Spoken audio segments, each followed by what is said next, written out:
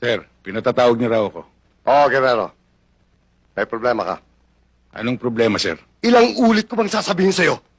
Nabubusina ka muna. At baka makasakasa ka. Katulad ngayon. Nakakahiya kay Congressman.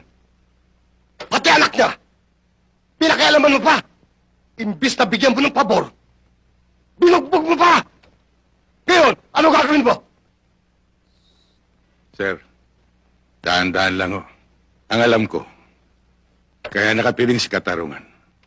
Wala siyang kinikilingan. Kahit sino pa siya. At kapag lumabag siya sa pinag-uutos ng batas, dapat siya magdusa. Guerrero, bakit hindi mo gayahin? Dati, kabo lang ako. Ngayon, kapitan na ako.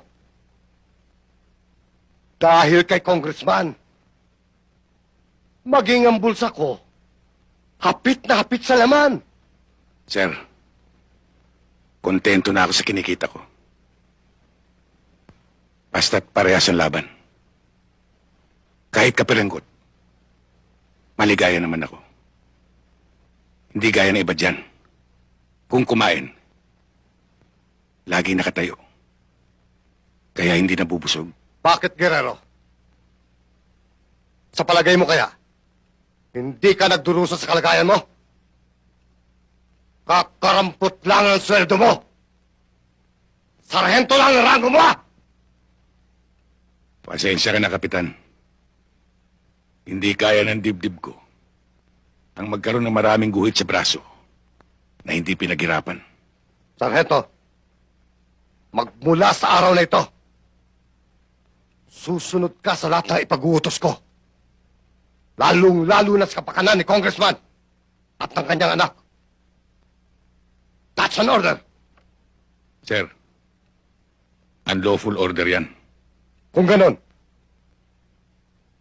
mag-iingat ka sa akin. Hindi ikaw ang dapat kong pag-ingatan. Ang importante sa akin, ang sinumpaan kong tungkulin. Huwag na huwag niyo akong pagtatakutin. Pero yun, easy ka lang. Baka hindi ka umabot sa ranggong bibigay sa'yo